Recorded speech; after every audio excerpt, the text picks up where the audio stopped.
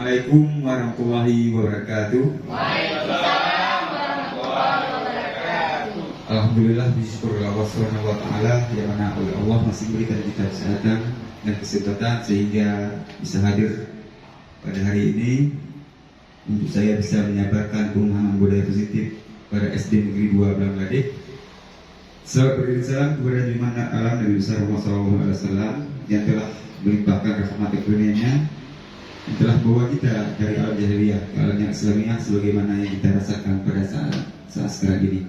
Yang saya hormati dan saya muliakan Dewan Guru SD Negeri 2 Blanglade. Baiklah, pada hari ini saya akan mencoba mempresentasikan daripada budaya penyebaran pemahaman budaya positif pada SD Negeri 2 Blanglade. Baiklah, sebelum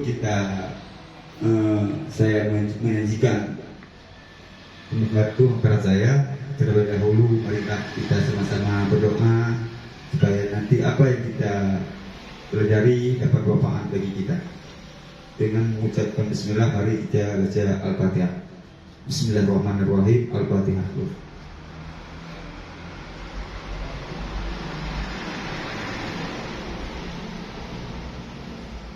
Doa selesai, terima kasih. Baiklah, adapun untuk mengikuti forum ini, di sini kita bisa saling untuk memahami apa itu kesepakatan kita yang telah kita sepakati, yaitu saling menghargai pendapat,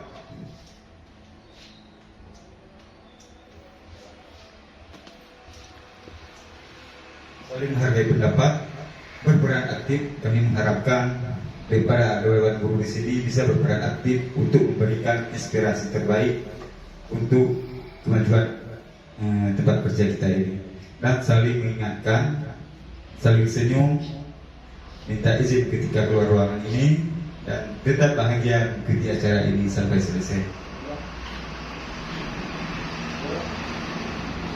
Baiklah, adapun tujuan kegiatan diseminasi ini adalah terciptanya perubahan paradigma pelajar dalam diri pendidik sesuai dengan filosofi Ki Hajar Dewantara. Berikutnya, terwujudnya peningkatan pengetahuan dan pemahaman tentang budaya positif di lingkungan sekolah. Berikutnya, terciptanya mindset pendidikan dari penghukum dan berkonsekuensi menjadi restitusi dalam penyelesaian masalah yang timbul di lingkungan sekolah. Berikutnya, terwujudnya budaya positif seperti empati, menghormati, menghargai, dan sportif dengan nilai-nilai kebijakan di lingkungan sekolah. Berikutnya, terciptanya lingkungan sekolah yang kondusif dan menyenangkan untuk belajar.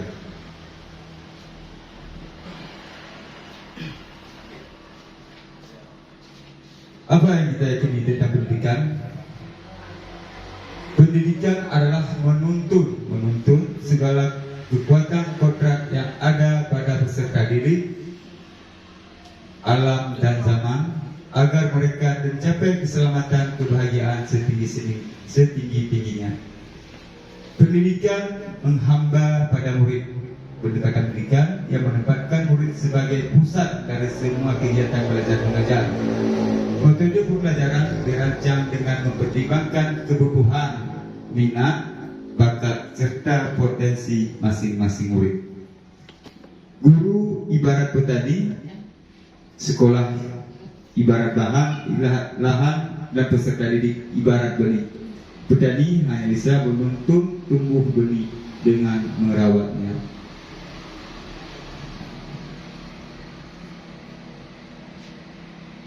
Konsep inti budaya positif, disiplin positif, dan nilai-nilai kebajikan universal. Yang kedua, teori motivasi, hukuman dan penghargaan restitusi. Yang ketiga, keyakinan kelas.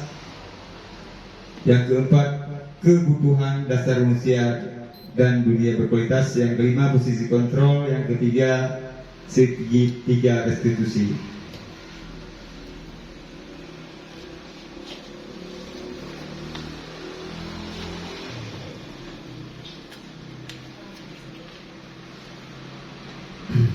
Disiplin positif. Ketika mendengarkan kata disiplin, apa yang terbayang dan atau terlintas di benak kita. Adakah di antara kita di sini bisa mengartikan atau bisa memaknai apa itu disiplin menurut kita sebagai pendidik ini? Silakan kepada rekan-rekan untuk mencoba memberikan pendapatnya.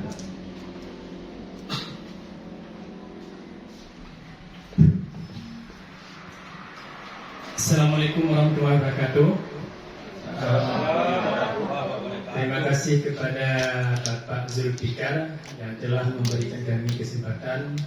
Jadi di sini saya Putri selaku guru SD Negeri 2 Blanglade ingin menyampaikan sedikit mengenai apa itu disiplin positif. Jadi kalau kita mendengar kata disiplin ini, tentu tidak jauh berbeda dengan kata tertib, peraturan yang berlaku. Nah, jadi disiplin itu sebuah peraturan ataupun sebuah kata tertib yang harus kita laksanakan yang sesuai dengan apa yang sudah diatur baik itu di sekolah maupun di dalam lokal masing-masing. Kemudian ada kata positif. Positif ini sudah tentu unsur yang baik. Yang baik berarti dalam artian bukan yang negatifnya. Berarti disiplin positif suatu peraturan yang menggambarkan sesuatu yang lebih baik. Dengan kata lain, di sekolah itu kita harus mempraktekkan hal-hal yang baik. Baik itu dari diri kita sendiri, kemudian dengan kawan-kawan di sekolah, teman sekerja, bahkan di seluruh lingkungan sekolah tersebut. Jadi disiplin positif itu harus kita terapkan bukan cuma di lingkungan sekolah, tapi harus di semua lapisan masyarakat. Dengan demikian akan timbul nanti kesadaran baik itu dari siswa, guru, kepala sekolah dan juga seluruh lapisan masyarakat supaya menerapkan disiplin positif untuk kemajuan dan juga perkembangan masa depan masing-masing. Terima kasih. Terima kasih kepada Bapak Triadi. Kami mau mendengarkan lagi dari rekan-rekan apa yang bisa kita dapatkan dari kata-kata disiplin positif ini secara umum untuk diri kita. Ada dari rekan-rekan.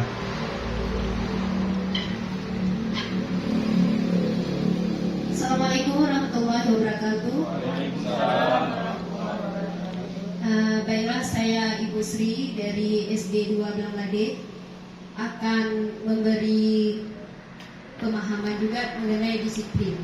Disiplin itu kalau menurut saya itu adalah peraturan yang harus ditegakkan di dalam sekolah atau di luar sekolah. Ya, baik itu berupa berkaitan dengan aturan yang berhubungan dengan pendidikan maupun di luar pendidikan. Jadi kalau di sini disiplin itu kalau secara umum adalah seperti yang Pak Pit bilang, tata tertib atau peraturan yang harus ditegakkan. Jadi kalau dari sisi disiplin positif itu mungkin dalam hal tata cara yang harus dilakukan atau tata tertib yang harus dilakukan sehingga anak didik mandiri dalam segi apapun di sekolah. Mungkin itu saja menurut saya. Terima kasih kepada Bu Sri yang telah memberikan sedikit pemahaman kepada kita. Ada lagi? Terima kasih Pak. Assalamualaikum warahmatullahi wabarakatuh. Disiplin menurut saya itu Pak adalah perasaan menghargai atau perasaan patuh terhadap nilai-nilai yang sudah ditentukan tanpa mengharapkan imbalan atau penguatan dan apapun. Itu lahir dari pribadi masing-masing. Terima kasih Pak. Terima kasih kepada rekan-rekan semua yang telah memberikan masukannya atau memberikan pengertian daripada arti disiplin positif ini. Jadi apa yang sudah rekan-rekan bilang tadi, disiplin positif tersebut adalah sebuah peraturan yang harus kita lakukan tanpa ada paksaan dan tujuannya adalah untuk memberikan rasa kenyamanan dalam sebuah lingkungan. Baik, disiplin positif ini berasal dari kata disiplin yang artinya belajar. Disiplin mengacu pada disiplin diri yang memiliki tanggung jawab terhadap apa yang dilakukan berdasarkan nilai-nilai yang diyakini. Sedangkan disiplin positif merupakan salah satu cara menerapkan disiplin yang bertujuan untuk menumbuhkan kesadaran serta memberdayakan murid tanpa memberikan hadiah, penghargaan, ancaman, dan hukuman. Sebagai pendidik, tujuan kita adalah menciptakan murid yang memiliki disiplin dari diri sehingga mereka berperilaku mengacu kepada nilai-nilai kebajikan universal dan memiliki motivasi intrinsik dalam perubahan perilaku ke arah yang lebih baik. Jadi nilai-nilai kebijakan. Adapun nilai-nilai kebajikan tersebut adalah sifat-sifat positif manusia yang merupakan tujuan mulia yang ingin dicapai setiap individu. Dr. William Gester pada teori kontrol 1984 menyatakan bahwa setiap perbuatan memiliki suatu tujuan, dan selanjutnya Dennis Gore mengemukakan bahwa dengan mengaitkan nilai-nilai kebajikan yang diyakini seorang, maka motivasi intrinsiknya akan terbangun sehingga menggerakkan motivasi diri dari dalam untuk mencapai tujuan mulia yang diinginkan. Adapun nilai-nilai kebajikan, nilai yang disepakati bersama selepas dari suku bangsa, agama, bahasa maupun latar belakangnya.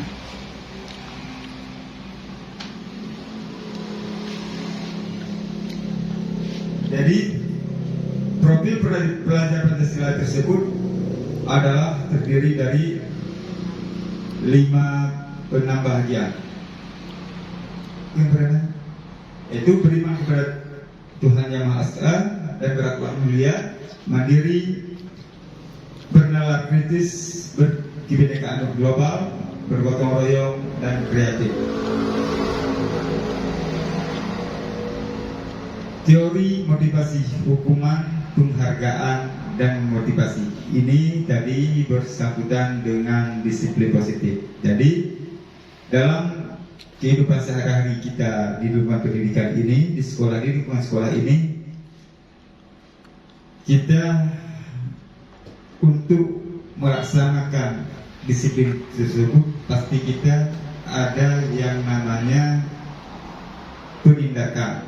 Bagaimana cara penindakan kita terhadap kesalahan atau ketidaktaatan murid tersebut dalam melaksanakan tata tertib. Misalnya ada anak murid telat datang atau ada anak murid tidak mengerjakan PR atau lain sebagainya. Jadi bagaimana kita cara menggali informasi sehingga anak tersebut bisa menjawab, bisa mengatakan apa kesalahannya. Apakah proses yang kita selama ini lakukan adalah menghukum atau konsekuensi atau restitusi? Menurut rekan-rekan selama ini, sebelum kita belajar lebih jauh tentang disiplin positif ini, cara-cara penghukuman apa yang kita laksanakan di sekolah selama ini saat anak-anak tidak mengikuti atau anak-anak tidak bisa melaksanakan tugas yang kita berikan tersebut dengan benar-benar adanya. Ya, Pak terjadi, silakan. Terima kasih Pak Zulfikar. Jadi di sini mengenai dengan pemberian hukuman, konsekuensi ataupun restitusi. Jadi saya selaku wali kelas 5 Jadi anak-anaknya sudah lumayan besar Bapak ya. Jadi saya dua versi yang saya ambil. Yang pertama hukuman dan juga konsekuensi. Jadi kedua-duanya ini saya pakai karena kelas 5 ini contohnya ada anak yang bertengkar. Jadi pada waktu proses untuk kita damaikan anak-anak ini, jadi harus ada hukuman yang setimpal. Jadi kalau kita tidak memberikan hukuman, maka mereka akan mengulangi kembali. Nah, itu di kelas 5 saya lakukan seperti itu Pak. Kemudian ada juga konsekuensinya. Konsekuensi seperti yang Bapak tampilkan ini. Jadi kami nanti bersama murid-murid membuat kesepakatan bersama. Bagaimana konsekuensi di dalam ruangan ini kalau umpamanya ada anak yang umpamanya ada yang memecahkan lemari, atau yang mematahkan sapu. Jadi ada konsekuensinya seperti menggantikan. Itu kami buat kesepakatan bersama. Tapi hukuman ini tidak kami buat kesepakatan bersama, tapi secara otomatis saya sendiri yang memutuskannya Pak. Jadi begitu menurut saya yang di kelas 5 ini Pak. Terima kasih Pak. Terima kasih kepada Pak Fitriadi. Jadi Pak Fitriadi dari kelas 5 beliau mengambil cara untuk mendisiplin anak tersebut adalah dengan cara menghukum dan konsekuensi yang telah disepakati. Jadi ada dari rekan-rekan yang lain ada yang bisa menanggapi bagaimana menurut kawan-kawan atau rekan-rekan bagaimana cara mengatasi disiplin-disiplin ini. Assalamualaikum warahmatullahi wabarakatuh. Waalaikumsalam warahmatullahi wabarakatuh. Terima kasih kepada Bapak Ketika yang telah memberikan kesempatan kepada kami untuk memberikan satu tentang pemahaman ataupun motivasi. Seperti yang Bapak bilang tadi, bahwasanya di teori motivasi hukuman berharga institusi ini apa yang telah kita lakukan di sekolah. Alhamdulillah Pak, kami di sekolah, terutama kami wali kelas 6, kami sudah melakukan kegiatan yaitu restitusi Pak. Mungkin saya tidak menanggapi apa yang telah disampaikan Bapak wali kelas 5 tadi, tapi saya langsung kepada tentang restitusi. Jadi sama-sama kita mengetahui bahwasanya restitusi tersebut merupakan suatu proses menciptakan bagi murid untuk memperbaiki kesalahan. Dan hal ini sudah beberapa kali saya lakukan di kelas 6, karena kelas 6 sama-sama kita ketahui kelas tinggi dan memang masa pubertas ataupun pergaulan mereka masih sangat sensitif Pak. Untuk pergaulan mereka baik di sekolah ataupun di lingkungan tempat tinggal mereka. Jadi ada satu kesalahan yang pertama tentang daya ataupun cara bergaul anak tersebut. Karena di kelas 6 ada salah satu siswa saya yang melakukan pelanggaran. Mungkin pelanggaran tersebut sangat tidak menyentuh dengan aturan yang telah kami sepakati di sekolah, yaitu merokok Pak. Walaupun pada dasarnya dia tidak merokok, bukan perokok aktif, tapi dia telah melakukan pelanggaran untuk melakukan merokok. Jadi kesalahan tersebut sudah saya perbaiki dan sudah saya melakukan seperti mengikuti restitusi. Saya menanyakan kepada anak tersebut, kenapa kamu merokok? Ternyata rokok yang dia lakukan, yang dia isap bukanlah rokok seperti yang dijual di kios-kios, tapi kalau istilah kami di kampung Pak, di Aceh, namanya rokok ucuk. Itu yang dilakukan. Tapi alhamdulillah setelah saya melakukan pendekatan, saya berikan pemahaman bahwasanya merokok itu bukan waktunya kita. Ya, artinya waktu kita siswa kelas 6 adalah berpusat pada pembelajaran, bukan untuk merokok. Jadi saya sudah menyampaikan kepada dia supaya itu tolong diubah. Tapi alhamdulillah setelah saya melakukan pendekatan sama dia, melakukan pendekatan sama wali siswa tersebut, alhamdulillah dia sudah tidak melakukan hal yang pelanggaran telah dilakukan itu. Dan insya Allah dan alhamdulillah sekali lagi dia sudah melakukan yang terbaik untuk sekolah. Dengan adanya kesalahan yang tadi itu sudah menjadi pemahaman penting, sudah dia ketahui dari kesalahan yang telah dia perbuat melalui restitusi tersebut. Terima kasih Pak. Yang sangat bagus pada Pak Is, walaupun beliau baru di sekolah kita, alhamdulillah Pak Is telah sedikit memahami tentang apa itu restitusi. Baiklah, adapun konsep-konsep hukuman dan penghargaan. Adapun dari tiap kawannya kita tadi ada yang namanya mengambil tindakan yaitu menghukum. Menghukum tersebut adalah menyakitkan bagi si murid, membuat tidak nyaman kepada murid. Murid merasa takut, memaksa murid menyembunyikan kesalahan, dan murid juga menjadi rendah diri. Itu adalah konsekuensi daripada konsep penghukuman. Sedangkan konsep penghargaan tidak efektif, merusak hubungan, mematikan kreativitas, menghukum dengan sistem ranking, merampas hak dan merampas hak menghargai dirinya.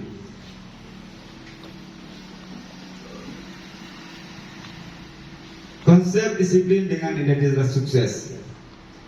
Konsekuensi penguatan jangka panjang, perlu monitoring berkelanjutan, stimulus, respon, murid menghormati peraturan, kehilangan waktu untuk mengurangi rasa bersalah. Adapun restitusi, murid bertanggung jawab atas perilakunya, fokus pada pemecahan masalah jangka panjang, murid menghormati dirinya dan orang lain, yaitu dan teori kontrol yang artinya dirinya memegang kontrol terhadap dirinya sendiri, murid bersemangat memperbaiki kesalahan.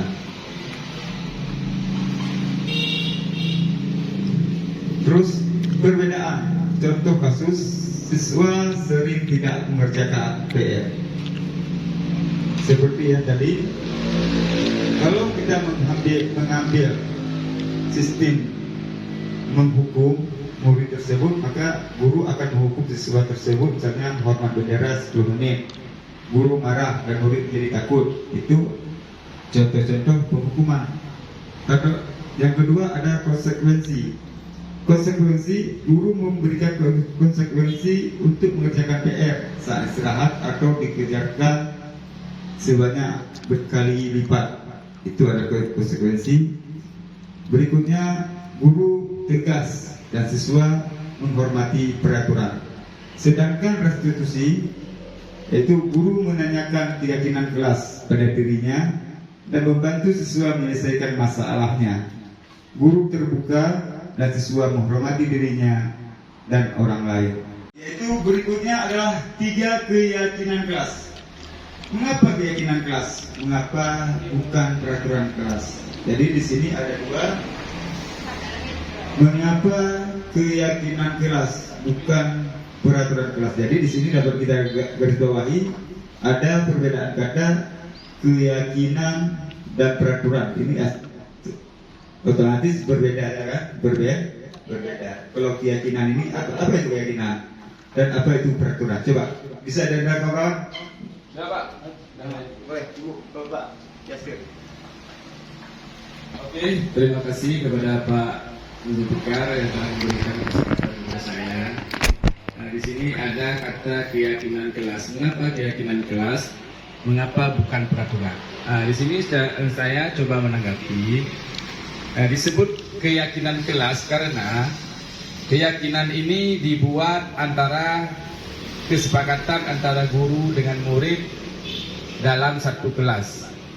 Kalau peraturan, di sini saya memahaminya, artinya peraturan itu, contohnya dulu ya, contohnya peraturan negara, artinya ada pemerintah yang membuat undang-undang. Nah, kalau di kelas ini datangnya dari pihak sekolah ataupun dari guru di sekolah. Lebih tepatnya lagi di dalam kelas itu guru yang membuat peraturan. Jadi keyakinan tadi adanya kesepakatan antara guru dan murid. Kalau peraturan itu lebih cenderung guru itu yang membuat. Jadi anak-anak harus patuh dengan aturan. Tapi kalau keyakinan itu adanya kesepakatan dulu.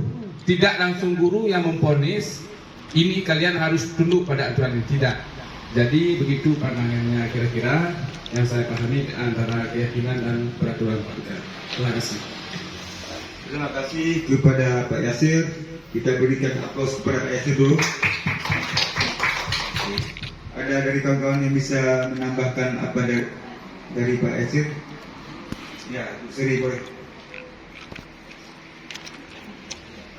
Assalamualaikum warahmatullahi wabarakatuh. Kalau menurut saya hanya menambahkan saja apa yang dikatakan oleh Pak Yasir menurut saya sudah benar. Tetapi dalam hal kata keyakinan saja beda dengan peraturan. Keyakinan itu adalah sebuah kata yang memotivasi diri kita sendiri untuk melakukan sebuah kesepakatan. Apakah baik di dalam kelas ataupun di luar kelas.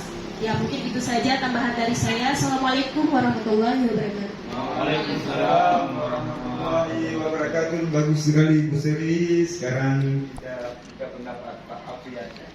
Terima kasih Pak Zulfikar.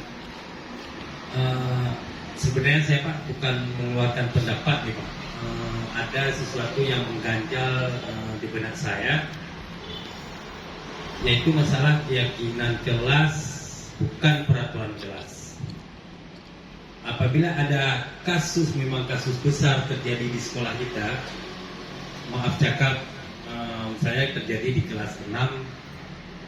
Kelas 6 itu kan sudah masuk masa pubertas Pak ya. Ada kasus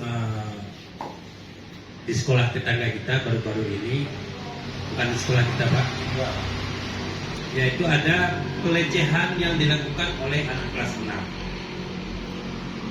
Apakah itu masih juga kita masukkan ke dalam keyakinan kelas, atau apa perlu kita bentuk suatu peraturan yang memang perlu ditindak? Begitu Pak. Itu pertanyaan saya. Mungkin ada kawan-kawan yang bisa menjawab. Terima kasih Pak.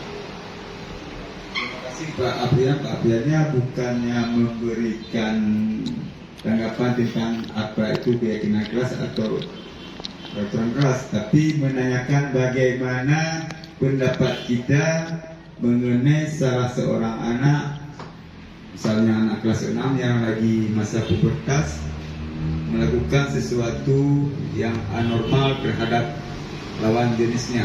Jadi bagaimana yang harus kita terapkan pada anak tersebut, apakah keyakinan kelas atau peraturan kelas? Kepada Pak Yusrizal sebagai wali kelas 6 kami minta pendapatnya. Silakan Pak Yusrizal. Terima kasih Pak. Baiklah, tadi Bapak Prianca sudah mengatakan pasal tentang keyakinan kelas dan kasusnya yaitu tentang kenakalan ya. Mereka mengatakan, Pak Prianca mengatakan ada kasus pelecehan. Jadi sama-sama kita ketahui kasus pelecehan tersebut bukanlah salah satu kegiatan ataupun kasus yang diinginkan oleh sekolah. Jadi pada dasarnya kalau menurut kami Pak, yang pertama sekolah tersebut pasti dia mempunyai aturan sekolah. Dan yang kedua, kami di kelas, khusus saya di kelas 6, saya sudah membuat satu keyakinan kelas, dan saya lebih ke konsultasi terlebih dahulu Pak. Konsultasi terlebih dahulu, karena di dalam kelas memang kami buat keyakinan kelas, karena artinya keyakinan kelas tersebut sudah merupakan suatu keyakinan antara kami dengan siswa, apa yang harus bisa kami lakukan di kelas tersebut dan apa yang tidak boleh kami lakukan. Dan seandainya kami melakukan suatu kegiatan pelanggaran, mungkin kami akan melanjutkan ke tingkat yang lebih tinggi, yaitu dengan keyakinan sekolah. Ya, jadi kita bisa konsultasi dengan kepala sekolah kita bisa memberikan mengatakan kepada sekolah bahwasanya ini kasus ini apa perlu saya tingkatkan ke peraturan sekolah, karena antara keyakinan dengan peraturan tersebut mungkin ada perbedaannya Pak, sedikit ada perbedaannya, karena keyakinan tersebut adalah sama-sama kita ketahui keyakinan itu satu kesepakatan antara guru dengan siswa di dalam lokal, ya wali kelas dengan siswa. Dan sedangkan peraturan tersebut adalah peraturan memang suatu kegiatan yang memang tidak boleh kita langgar, dan di saat kita langgar aturan tersebut sama-sama kita ketahui pasti kita siap menerima hukuman. Jadi itu menurut kami yang telah kami lakukan di kelas 6 Pak, bahwasanya bila ada kasus-kasus seperti ini perlu kita dilihatkan ke tingkat peraturan kelas. Terima kasih Pak.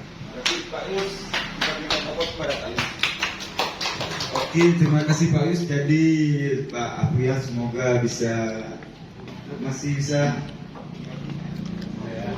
Terima kasih Pak Yus, sedikit mengerjakan apa yang ganjal di bidang informasi ini. Berarti pemahaman saya Pak, selain keyakinan kita bisa atau kita juga butuh suatu peraturan. Apa boleh dikatakan begitu Pak? Ya, betul sekali. Terima kasih Pak. Yang telah memahami antara keyakinan dan peraturan tadi, ya, selain keyakinan kita di sekolah juga mempunyai peraturan. Baiklah, berikutnya keyakinan kelas atau di sekolah. Keyakinan sekolah atau sekolah merupakan perangkat nilai dan prinsip yang disepakati bersama untuk memandu perilaku dan terisi dalam kelas atau sekolah, yang bersifat abstrak, menyatakan pernyataan universal dibuat dalam pernyataan positif sesuai dengan kondisi kelas dan mudah diterapkan semua warga sekolah. Warga kelas dilibatkan saat membuat keyakinan kelas. Adapun proses membuat keyakinan kelas tersebut adalah guru menjelaskan tentang keyakinan kelas, apa yang perlu disepakati dalam kelas tersebut, dan guru murid-murid merancang, menulis keyakinan-keyakinan yang harus mereka lakukan. Daripada nanti setelah itu apa-apa yang menjadi keyakinan kelas maka akan diambil menjadi keyakinan kelas dan ditempel di dinding kelas untuk dipatuhi oleh setiap murid yang ada di dalam lokal tersebut. Jadi untuk saya lihat benar rekan-rekan ini sudah pada loyo, kurang semangat untuk mengikuti. Baiklah, kita akan meminta Ibu Maisarah untuk memimpin speaking kita kali ini. Kepada Ibu Maisarah kami persilakan apa yang bisa saja. Nah, Bu Maisarah, silakan Bu Maisarah.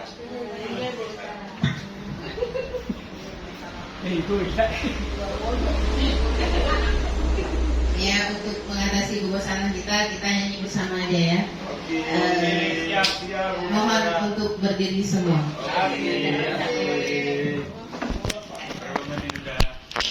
Ikuti gerakan saya. Ule bahu,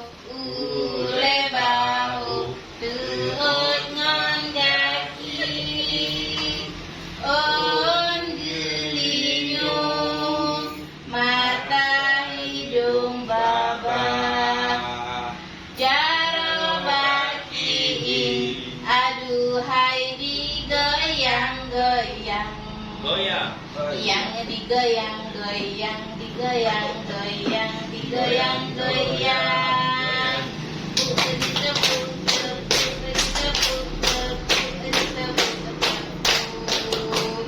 Tak dihentak, dihentak. Tar diputar. Nah, terima kasih.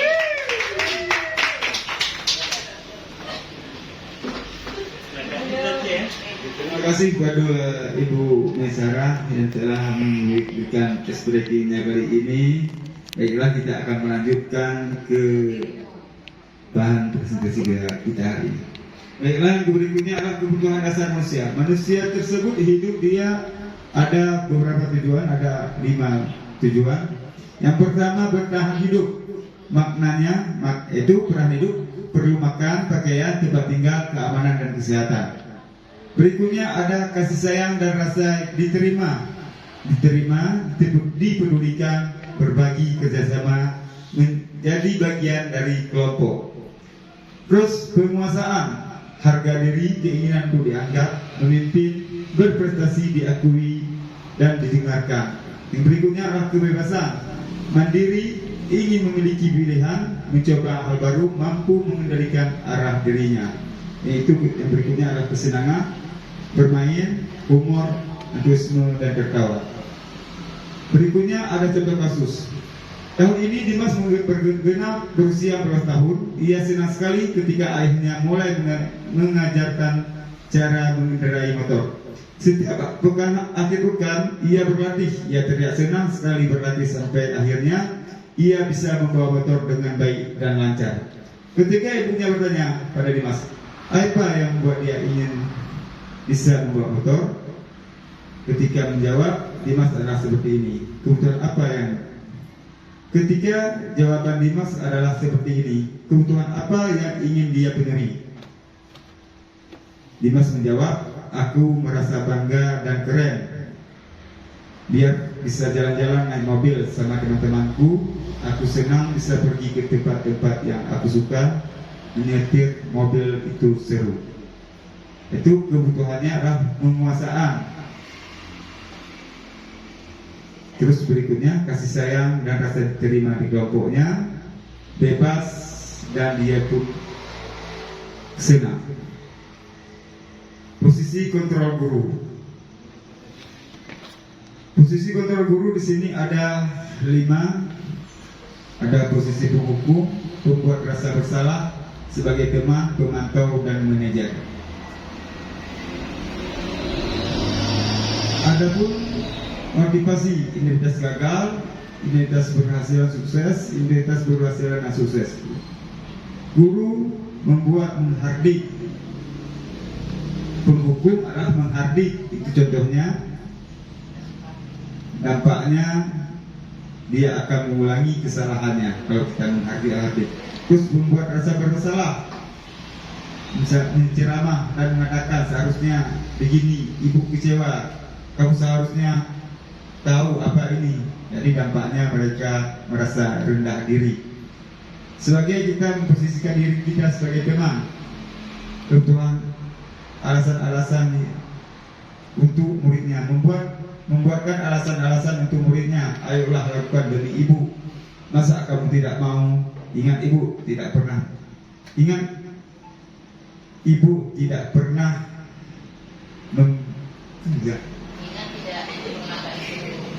ingat tidak ibu pernah bantu. Jadi itu akan membuat murid menjadi lemah dan tidak mandiri hingga dia ketergantungan kepada temannya atau ibunya. Berhubung kita mati lampu, maka saya minta maaf sekali kepada rekan-rekan karena saya tidak bisa mempresentasikannya di layar pada hari ini.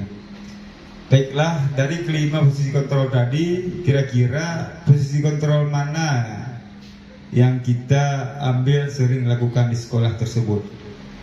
Bu Iwi, silakan Bu Iwi.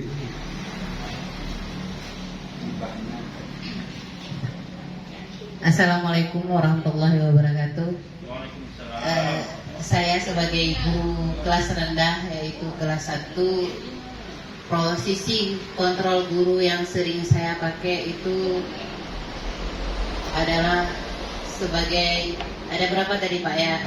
Ada 5. Sebagai penghukum, sebagai teman ya, pembuat rasa bersalah, memantau, manajer, dan sebagai teman ada tadi Pak ya.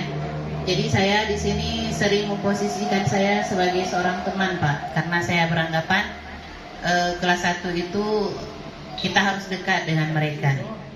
Nah, jadi itu saya posisi kontrol yang sering saya pakai, Pak. Terima kasih. Baiklah, kalau kita memposisikan diri kita sebagai teman, maka itu akan membuat anak-anak kita tersebut menjadi lebih dekat dengan kita, dan mereka juga akan merasa bahagia karena kita sering dekat sama anak-anak tersebut. Tetapi apabila kita mengambil posisi kita sebagai teman tersebut, maka otomatis anak tersebut akan selalu membutuhkan kehadiran kita di tengah-tengah mereka.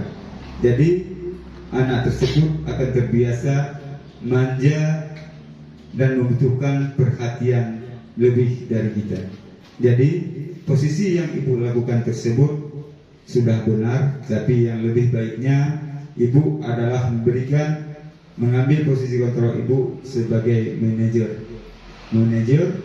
Ibu membantu pertumbuhan mereka ke depannya. Apa itu manajer?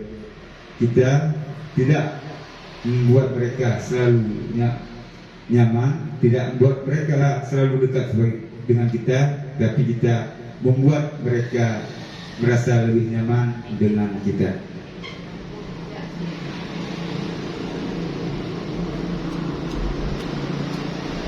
Dari posisi kontrol tersebut, sebaiknya seorang guru menggunakan posisi kontrol sebagai manajer, yaitu guru dapat membuat sesuatu bersama murid, mempersilahkan murid bertanggung jawab, dan mendukung murid agar dapat menentukan posisinya.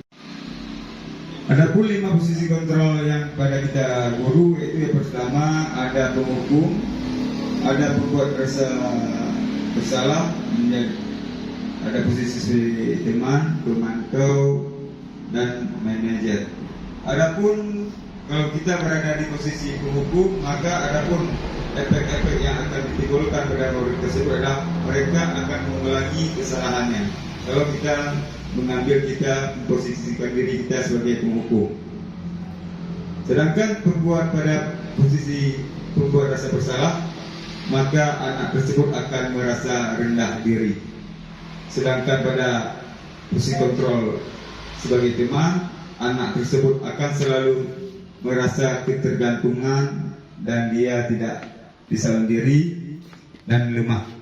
Mereka akan selalu bermanja kepada kita. Sedangkan pada posisi pemantau, anak-anak tersebut akan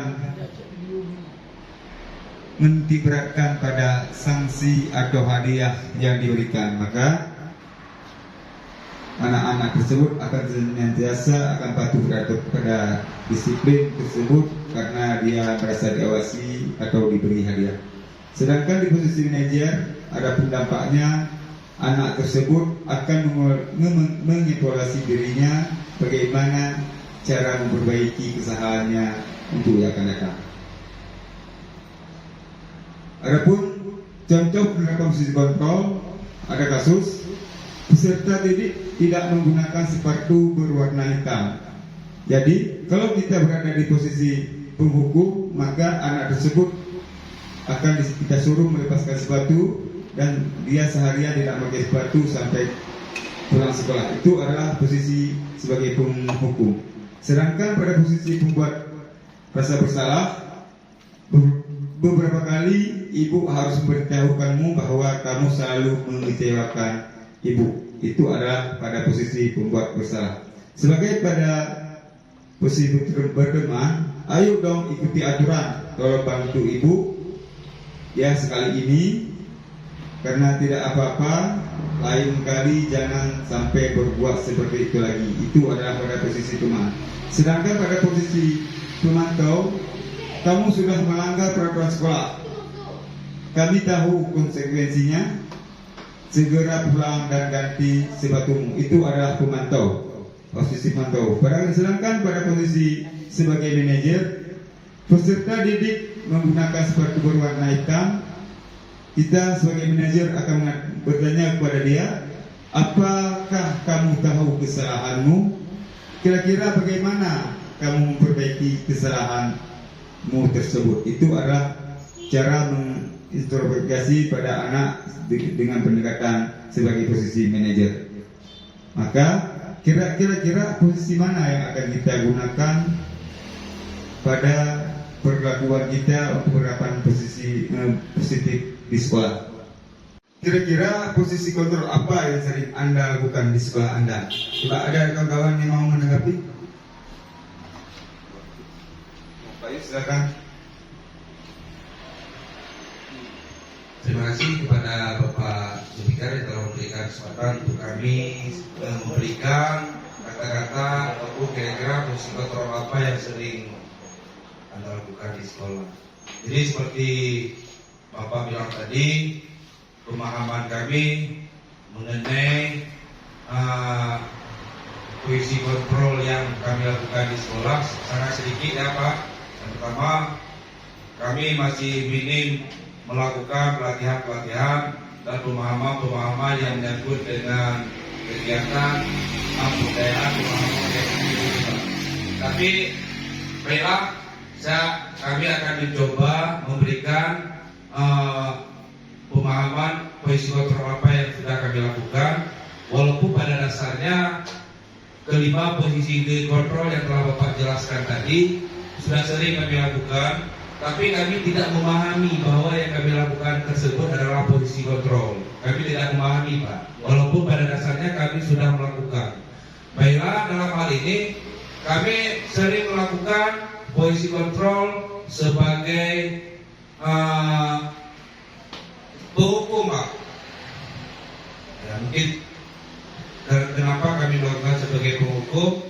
Kayak mayoritas kita di sekolah ini dengan keadaan tempat, apalagi kita bisa dibilang bukan perkotaan Pak.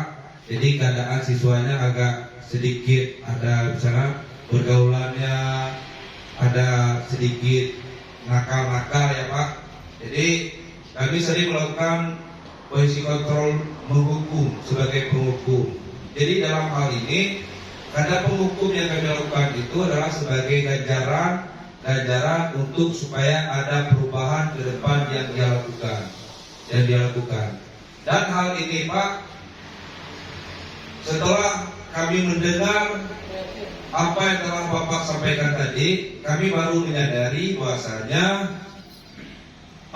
sebagai penghukum yang kami lakukan selama ini ada sedikit ataupun kesalahan, yang artinya bukan salah tapi sedikit kalau bisa tidak kita lakukan, tapi lebih ke dalam, misalnya ke dalam sebagai manajer seperti yang telah Bapak sampaikan tadi. Tapi insya Allah ke depan kami akan melakukan hal-hal sesuai dengan 5 posisi kontrol yang telah Bapak jelaskan tadi. Alhamdulillah sebagai pemahaman yang sangat berarti untuk kami dalam mengikuti dimensi nasi ini.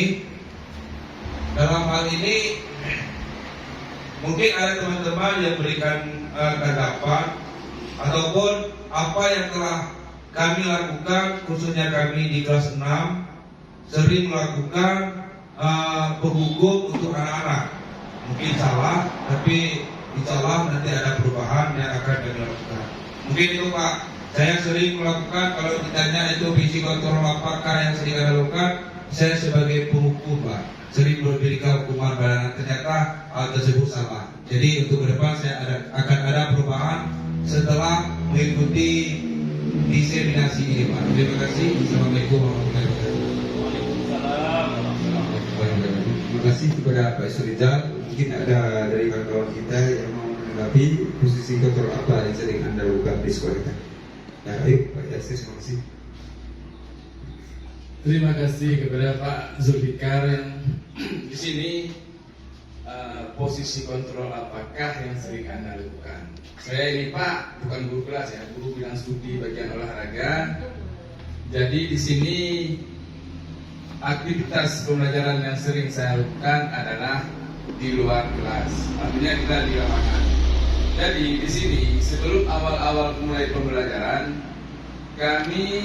saya dengan murid itu membuat satu keyakinan artinya di saat jam pembelajaran olahraga kita harus tepat waktu menuju ke lapangan, karena kesepakatan kami kemarin 5 menit waktu untuk ganti baju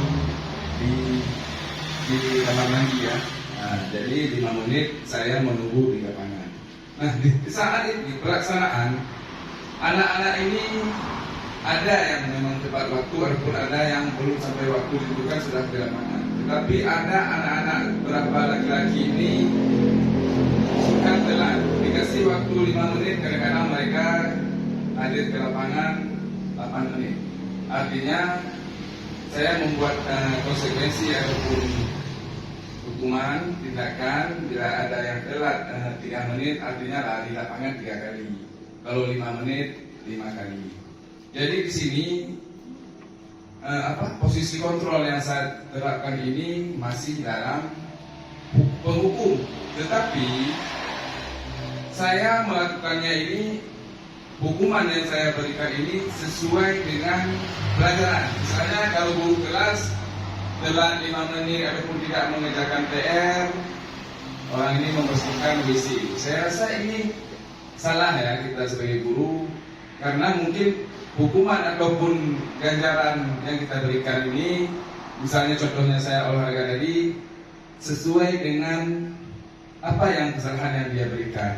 Walaupun dalam olahraga ini penekanannya pada aktivitas fisik, jadi saya memberikan ganjaran atau hukuman kepada dia itu berbentuk fisik. Ada manfaatnya untuk dia. Lari kan meningkatkan daya tahan tubuh. Jadi manfaat hukuman yang saya berikan itu manfaatnya untuk dia juga.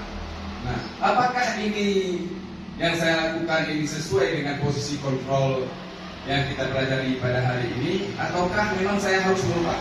Jadi nanti mohon Pak Zulfikar memberi tanggapan, ataupun dari teman-teman yang lain memberi tanggapan ataupun masukan kepada saya. Terima kasih. Assalamualaikum warahmatullahi wabarakatuh. Assalamualaikum warahmatullahi wabarakatuh.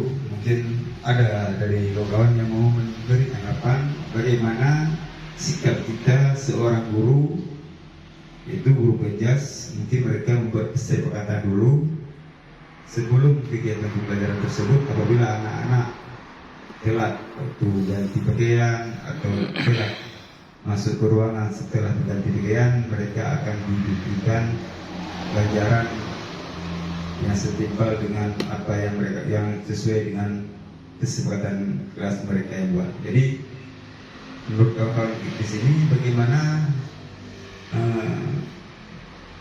hukuman tersebut yang diberikan, apakah sesuai dengan pendidikan Gajah Dewantara atau tidak? Tolong ditanggapi oleh kawan. Ya, terima kasih Pak Zulfikar.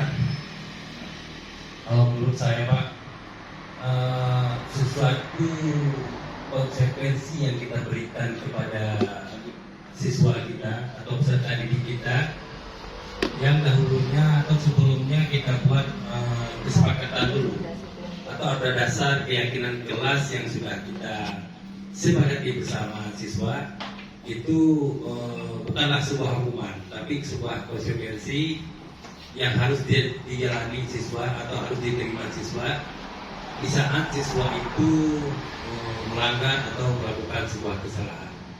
Saya rasa itu wajar-wajar saja. Terima kasih Pak Zulfikar. Terima kasih kepada Bapak Rian yang telah memberikan sedikit penguatan kepada kita. Jadi yang berupa sanksi yang telah dikerjakan, yang telah disepakati dari kelas kita, mungkin itu wajar-wajar saja yang kita terapkan di sekolah kita, karena itu berbeda dengan bidang studi olahraga. Jadi tidak semua harus kita menerapkan hukuman tersebut. Jadi posisi kontrol manakah sebaiknya kita sebagai seorang guru? Dari kelima posisi kontrol tersebut, sebaiknya seorang guru menggunakan posisi kontrol adalah sebagai manajer.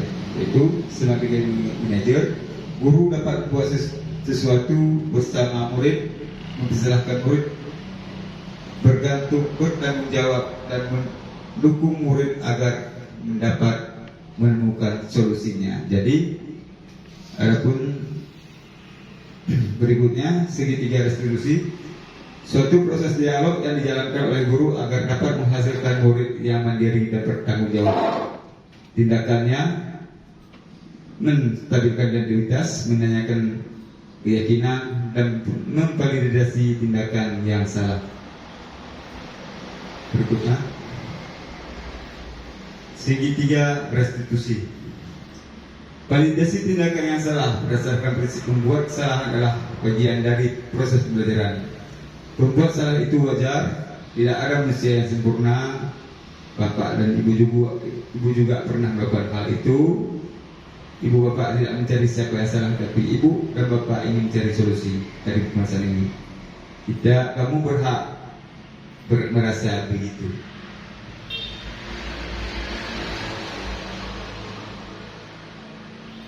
Menstabilkan tindakan yang salah berdasarkan prinsip segitiga. Berdasarkan prinsip setiap perilaku berupaya memenuhi suatu ukuran tertentu. Tentu kamu punya alasan mengapa melakukan hal ini, padahal kamu bisa melakukan hal yang lebih buruk dari ini. Kamu patut bangga karena telah melindungi sesuatu yang penting bagi kamu. Kamu melakukan karena mempertahankan sesuatu yang penting. Itu adalah pertanyaan atau suatu untuk mengolah dia, apa yang menjadi kesalahan dia dapat kita ungkapkan dari kata-kata tersebut, menggali apa yang menjadi keinginan daripada guru tersebut.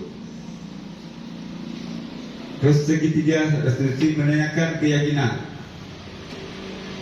Apa keyakinan yang telah kita sepakati di kelas, nilai-nilai apa yang telah kita sepakati bersama, seperti apa gambaran sebuah kelas yang ideal menurut kamu?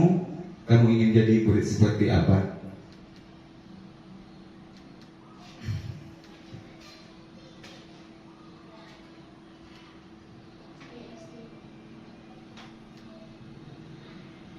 Ini adalah salah satu contoh kasus yang sudah saya terapkan di sekolah SD Negeri 2 Blangade.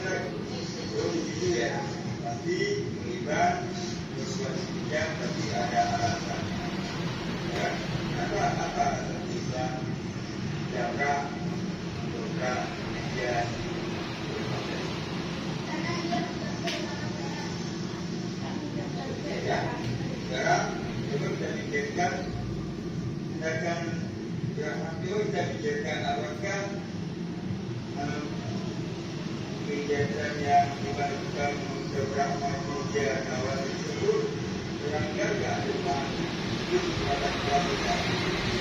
Maka itu kepada keluarga yang menghormati kawan.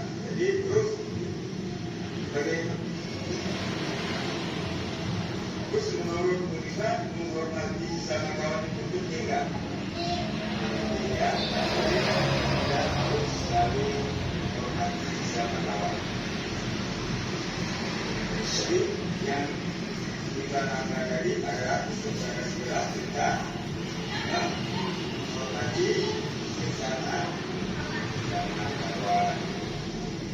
Jadi kita sadar bahwa kita melanggar saya di apakah ini kan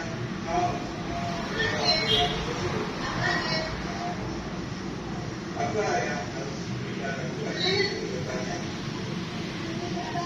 Jadi sabar ya, beragamanya. Kita sekali gunakan, kita semangat dalam belajar dan menghadapi bulan-bulan. Terima kasih Buina, terus semangat dan terus sehat. Salam. Sekian.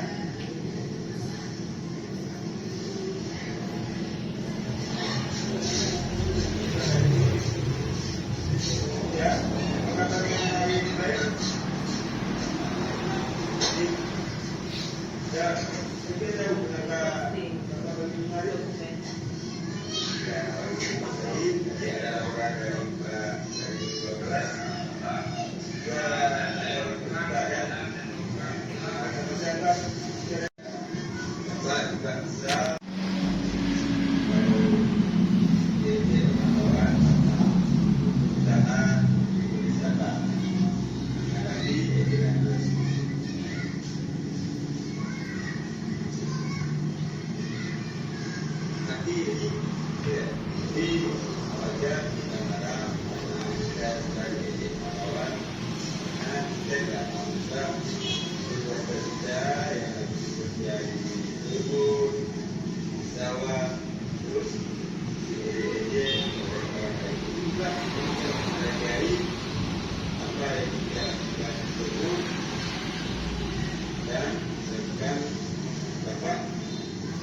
Tidak mau jika melakukan hal yang lebih buruk lagi, misalnya jadi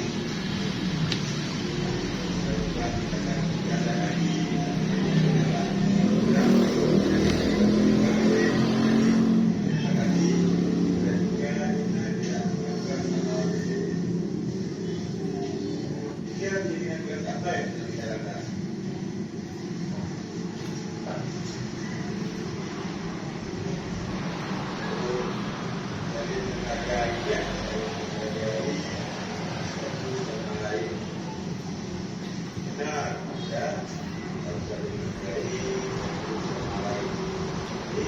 dari tadi ya, sudah mengikuti diseminasi ini dan sekarang di penghujung waktu sudah saya akan meminta dari salah satu rekan untuk dapat merefleksikan daripada peristiwa dan perasaan pembelajaran dan penerapannya. Bagaimana pengalaman dalam mengikuti diseminasi ini dan apa dampaknya pada diri kita semua. Jadi kepada rekan-rekan silakan untuk bisa mengungkapkan pengalamannya, perasaannya dan hal baru yang ditemukan dalam diseminasi kali ini. Silakan. Boleh, Bu. Baiklah, saya akan memberi pendapat sedikit atau menjawab pertanyaan dari refleksi 4P ini, peristiwa perasaan pembelajaran dan penerapannya. Bagaimana pengalaman saya dalam mengikuti diseminasi ini? Mungkin karena saya sudah mendapatkan ilmu tentang disiplin positif, ya, mungkin saya akan menyebarkan pemahaman ini kepada kawan-kawan, kepada guru-guru yang lain tentang disiplin positif. Jadi bagaimana kita menerapkan posisi kontrol tadi, yang 5 tadi, apa yang harus kita lakukan saat anak-anak melakukan kesalahannya, di mana mungkin manajerialnya itu tadi yang lebih bagus kita terapkan di sekolah, di lingkungan sekolah kita. Selama saya mengikuti kegiatan ini, saya merasa senang dan mungkin banyak pengalaman atau ilmu yang saya dapat, dan saya bisa mengetahui bagaimana cara menerapkan atau memperbaiki sikap siswa yang melakukan kesalahan, yang membuat mereka itu bisa memperbaiki diri lebih baik lagi. Mungkin itu saja. Assalamualaikum warahmatullahi wabarakatuh. Terima kasih kepada Ibu Sri yang telah mencoba refleksi kita kali ini, dan demikianlah para presentasi saya tentang disiplin positif hari ini. Untuk waktunya saya ucapkan terima kasih dan saya akhiri. Assalamualaikum warahmatullahi wabarakatuh. Waalaikumsalam